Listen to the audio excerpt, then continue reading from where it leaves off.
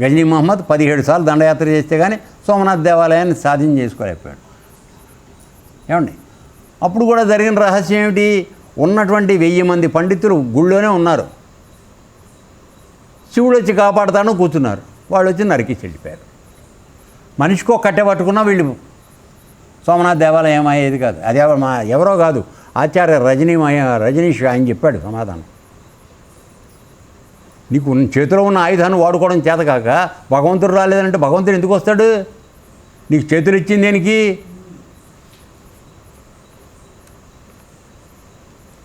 పైగా ఎవడో నాకు నిన్న ఇది పంపించాడు, దాంట్లో ఏమీ చేయకుండా ఉన్నవాడు ఉత్తమ యోగిరి అని. ఎప్పుడు ఉత్తమ యోగి నువ్వు సన్యాసం తీసుకుని ఉత్తమ యోగివి.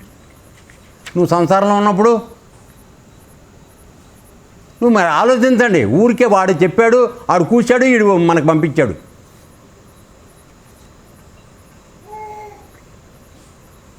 ఒక బాధ్యత కలిగి ఒక వ్యవస్థని, ఒక సంస్థని నడుపుతున్న వ్యక్తి ఎవరు చేసింది ఏదో జరిగిపోతుంది, ఏం మాట్లాడకుండా ఊరుకున్నాడు. ఉత్తమ యోగి అనే మాట వాడు మాట్లాడటానికి వీల్లేదు. రాజుగా ఆ పని చేయడానికి వీల్లేదు. నువ్వు చీఫ్ మినిస్టర్గా పని చేయడానికి వీల్లేదు. ఎక్కడ అధర్మం జరుగుతుందో దాన్ని నరికేయాల. అది ధర్మం, అది నువ్వు కాపాడాలి. అక్కడ ఏమైతే అయింది నువ్వు ఊరుకుంటావు? అన్నిట్లో ఊరుకుంటున్నావా? అది నీ సొంత ఆస్తికి ఏమైనా వస్తే ఊరుకుంటున్నావా? ఎందుకు వెళ్తున్నావు? కోట్లకి లేకపోతే రాజ్యాలకి ఎందుకు వెళ్తున్నావు? అది వదిలేయాలి నిజంగా నువ్వు చేస్తే. అర్థమవుతుందానా? అందువలన ఈ తప్పుడు ఆలోచనలు, తప్పుడు ఇంటర్ప్రిటేషన్ చేయకండి. ఇది కరెక్ట్ కాదు. నువ్వు పరిపూర్ణమైన స్థితికి వెళ్ళిపోయిన తర్వాత ఏమీ లేదు, నేను ఒప్పుకుంటా. కాకపోతే ఎంతమంది ఆ స్థితి చేరుతున్నాడు? దాదాపుగా మృగ్యం, ముఖ్యంగా ఈ కలికాలంలో. అర్థమవుతుందా? కానీ మనం అవి తీసుకొచ్చి ఇక్కడ అన్వయం చెప్తున్నాం. ఎప్పుడు 500 సంవత్సరాలు 600 సంవత్సరాల క్రితం వేమన రాశాడు. దాని స్థితి సంఘ పరిస్థితి ఇప్పుడు ఉందా? సరే, లేదు అంతకన్నా అధ్వానం అయింది, అది వేరే విషయం, వదిలేద్దాం, మనకొద్దు అంటూ. సో విషయభోగాల్ని నిజమైన సౌఖ్య సంపదలుగా భావిస్తాడు. ఆ సుఖాలలో మోహితుడై చరిస్తూ ఉంటాడు. చికెన్ లేకపోతే భార్య లేకపోతే ఇంకోటి మందు సీసా, పెగ్గుతో మొదలైంది ఫుల్ సీసాక దాకా వెళ్ళిపోతుంది. అర్థమైందా? సో అదే సుఖం అనుకుంటున్నావు నువ్వు. దాంట్లో రిపీటెడ్గా చేస్తున్నామే, ఇది పర్మనెంట్ సుఖం కాదనే జ్ఞానం మనకు రావట్లా. అది నేను మాట్లాడేది. శారీరక ధర్మంగా ప్రతి 4 గంటలకో 5 గంటలకో ఆహారం కావాలి కనుక దాన్ని తీసుకోవడం వేరు, అది తప్పేం కాదు. ఎందుకంటే శరీరం నడవాలి కదా. ఆ ఇంజిన్ పని చేయించాను మా లోపల ఉన్నాడు, ఆయనకి ఏదో ఆహారం వేయాలి. నువ్వు వేస్తే ఆ ఇంజిన్ ఆయిల్తో ఆయన తిప్పుకుని బండిని నడుపుతాడు. అది తప్పు కాదు. మందు తాగకపోతే నడవదా శరీరం? చెప్పండి నాకు తెలియదు. మరి ఎందుకు తాగుతున్నాం తెలియదు. అంతే. ఓకే, సరే. ఆ సుఖాల్లో మోహితుడై చరిస్తూ ఉంటాడు. ఆ మోహంలో పడి జనన మరణ చక్రంలో తిరుగుతూ ఉంటాడు. చూసావా ఎట్లా అయిపోతుందో? తత్తు ప్లస్ త్వం. ఈ తత్తును నువ్వు నమ్ముకున్నప్పుడు ఈ వ్యామోహాలు నేనేం పనిచేయట్లా. త్వమ్మను నమ్ముకుని నువ్వు ఉన్నప్పుడు ఒకదాని మీద ఒకటి పడిపోతున్నాయి వచ్చి వ్యామోహాలు, విషయ సుఖాలు. దాంతో పడిపోయినప్పుడు నువ్వు ఎల్లప్పుడూ ఎప్పటికీ తత్తుకు దూరం అయిపోతున్నావు. తత్తుకు దూరమైనంతకాలం నీకు జనన మరణ చక్రం తప్పదు. ఈ ప్రపంచంలో అన్నీ నిన్ను మోహిస్తూనే ఉంటాయి. అర్థమైందా? అంతే. తర్వాత ఉద్ధవా, అవివేక పురుషులు తమ తమ కర్మలను అనుసరించి జన్మ మృత్యు చక్రంలో తిరుగుతూ ఉంటారు. తమ తమ కర్మలను అనుసరించి. నువ్వు చేసే కర్మ, అందుకోసం మంచి కర్మలు చేయండిరా, ఆ చేసే కర్మ నిస్వార్థంగా చేయండిరా అని చెప్పేది. అర్థమైందన్న? నాకేంటి అనుకుని చెయ్యొద్దు ప్రతి చోట. అది ఇంటి దగ్గర తప్పదు. ఇంటి దగ్గర వ్యాపారం చేస్తున్నావు, ఉద్యోగం చేస్తున్నావు, నాకేంటి అని అనుకోకుండా నువ్వు చేయలేవు. ఆశ్రమానికి వచ్చిన తర్వాత ఎందుకు రాయాది? ఓకే. తర్వాత తమ తమ కర్మలను అనుసరించి జన్మమృత్యు చక్రంలో తిరుగుతుంటారు. వారిలో నిన్న వచ్చి ఈ ప్రస్తావన మాట్లాడాను నేను.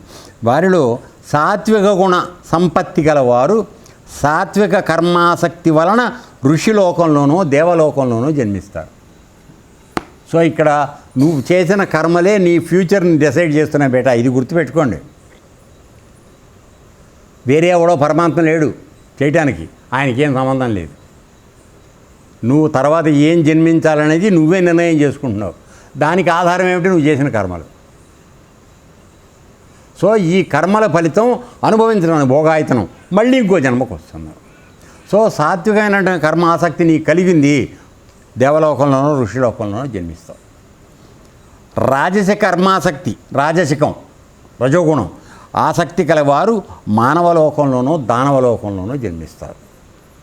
అంటే రాజస గుణం కూడా కొంతవరకు పాపపుణ్యాల పరిమితిలో ఉండి చేస్తున్నవాడు మళ్ళీ మానవ జన్మకు వస్తాడు. మీకు గరుడ పురాణంలో చెప్పాను ఇది నేను. యముడు పిలుస్తాడట, వీడు కాస్త మాదిరిగా పాపం పుణ్యం ఏదో చారణమందం పాపం చేసుకుంటూ నడుస్తున్నాడు. ఎక్కువ ఆశకు పోట్ల, మొత్తం తెల్లారేపటికి దోచుకుందామని ఆలోచనలో లేడు. అట్లా చేస్తున్నప్పుడు వాడికి ఏం చేస్తాడంటే పిలిచి వాడు లోపలికి రాగానే, ఒరే నాయనా నువ్వు కొన్ని మంచి పనులు చేసుకున్నావు, కొద్ది పాపం పనులు కూడా చేసావు, కానీ నీకు మళ్ళీ మంచిగా చేసుకుని పైకి ప్రయాణం చేయడానికి వీలుగా నీకు మళ్ళీ నేను మానవ జన్మ ఇస్తాను రా, కాస్త కింద జన్మలో చేసిన పాప పనులు కాస్త తగ్గించుకుని ఇంకా తగ్గించుకుని మంచి పనులు పెంచుకో, ఆ విధంగా పరమాత్మ దగ్గరికి వెళ్ళే ప్రయత్నం చేసుకో, నీకు మళ్ళీ అవకాశం ఇస్తున్నానని చెప్తాట. అర్థమైందా? లేదు నువ్వు ఈ జన్మలోనే విపరీతంగా చేసావు, అరే నాన్న నువ్వు ఇటు రైట్కి వెళ్ళకు, ఇటు లెఫ్ట్కి వెళ్ళు, దానవలోకంలోకి వెళ్ళు, రాక్షసలోకంలో దాంట్లో పడి ఉండమని చెప్తాడు. తర్వాత తామసిక కర్మాసక్తి గలవారు భూత ప్రేతాల లోకంలోనూ పశుపక్షి జాలాల లోకంలోనూ జన్మెత్తుతారు. ఏం చెప్పాను మీకు? అత్యంత పాపిష్టి పనులు చేసి మనం ఉచ్చం నీచం లేకుండా, తప్పు రైటు విచక్షణ లేకుండా, ఎవడు చెప్పినా వినకుండా మనం చేసుకుంటూ వెళ్ళిపోతున్నాము. మనకు వచ్చేది ఏమిటి? పశుపక్షి జాలాల్లో జన్మ. మళ్ళీ గుర్తుపెట్టుకోండి, ఆ పశుపక్షి జాలంలో అక్కడికి నువ్వు జన్మకి వెడితే అక్కడి నుంచి నువ్వు ఒక్కొక్కటి మెట్టెక్కుకుంటూ మళ్ళీ మానవ జన్మకి రావాలి. కొన్ని లక్షల సంవత్సరాలు అవుతుంది, కొన్ని లక్షల సంవత్సరాలు. అప్పుడు కూడా నువ్వు ఖచ్చితంగా మళ్ళీ వచ్చి జన్మ వస్తుందని నమ్మకం లేదు. ఎందుకని? నువ్వు మానవుడికి తయారైనటువంటి శుక్లంలోకి చేరిన తర్వాత కూడా ప్రతిసారి తల్లిదండ్రి కలిసినప్పుడు ఒక్క బీజం మాత్రమే తల్లి అండంలోకి చేరుతోంది, మిగతావన్నీ వేస్ట్ అయిపోతున్నావు. కొన్ని లక్షల పురుష వీర్యకణాలు వృధాగా పోతున్నాయి. ఆ స్థితికి వచ్చిందంటే అది పుట్టడానికి అర్హత వచ్చిందే కదా, కానీ వేస్ట్ అయిపోతుంది. అందుకని ఎక్కడ పడితే అక్కడ దాన్ని వేస్ట్ చేసుకోకుండా నాయన, అది నిలవుంచుకోవాల్సింది దాచుకోండిరా తండ్రి అని చెప్తున్నాం. మన మాట వినం కదా, పొగర ఒళ్ళంతా. అందుకని అదే పని ఏమవుతుంది? వేస్ట్ అయిపోతుంది నీ జీవితం అంతా. అది నిలవ ఉంటే నీ శరీరంలో నీ వృద్ధాప్యంలో అది నీకు రక్షణకు వస్తుంది. ఇప్పుడు బతికేవాడు 90 ఏళ్ళు 100 ఏళ్ళు బతికేవాడు ఎట బతుకుతున్నాడంటే వాడు అవి దాచుకున్నాడు.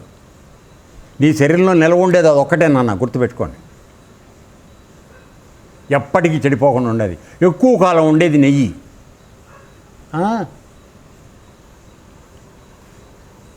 ఎందుకు తినమన్నారు నెయ్యిని? ఇప్పుడు డాక్టర్లు నెయ్యి తినకూడదు. దానివల్ల ఏమిటి? కాళ్ళు పడిపోయి చేతులు పడిపోయి అన్ని నొప్పులు, ఈ నొప్పులు ఆ నొప్పులు. తెలివితేటల్లో ఒక కరెక్ట్ అయిన పంధాలోకి వచ్చే తెలివితేటలు ఉంటల్లా మనుషుల్లో వక్రమైన ఆలోచనలు వస్తున్నాయి. నెయ్యి తీసుకో, నీ మేధస్సు పెరుగుతుంది. అందుకు నెయ్యి పెట్టారు. మనకి ఏం తెలుసని మనం వాళ్ళందరూ తప్పని మాట్లాడుతున్నాను రా నాన్న. చాలా దయనీయమైన పరిస్థితిలో ఉన్నాం మనం, అది తెలుసుకోండి.